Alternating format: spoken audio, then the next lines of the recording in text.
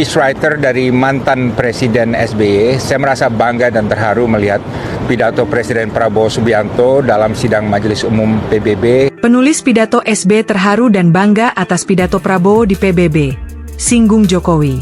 Penulis pidato Presiden Susilo Bambang Yudhoyono, SB, Dino Patijalal mengaku terharu dan bangga atas pidato yang disampaikan Presiden Prabowo Subianto.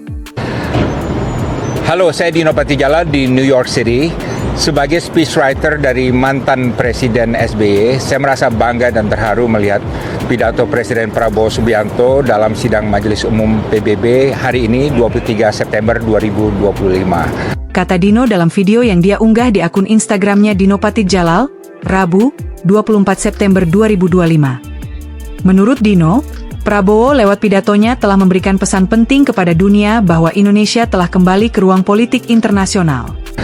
Pesan penting yang dikirim dari pidato Presiden tersebut kepada dunia adalah Indonesia is back in multilateralism diplomacy.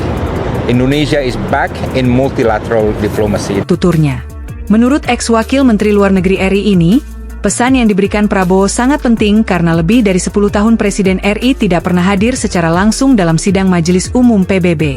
Kehadiran Prabowo memberikan pesan bahwa Indonesia telah kembali dalam panggung global untuk memberikan kontribusi nyata. Dan ini penting karena ada persepsi dunia bahwa dalam 11 tahun terakhir ini, karena Presiden Joko Widodo tidak pernah sekalipun menghadiri secara fisik sidang Majelis Umum di PBB, maka ada kesan bahwa Indonesia memunggungi diplomasi multilateral, ya. Walaupun tentu kenyataannya tidak demikian, tapi persepsi itu ada.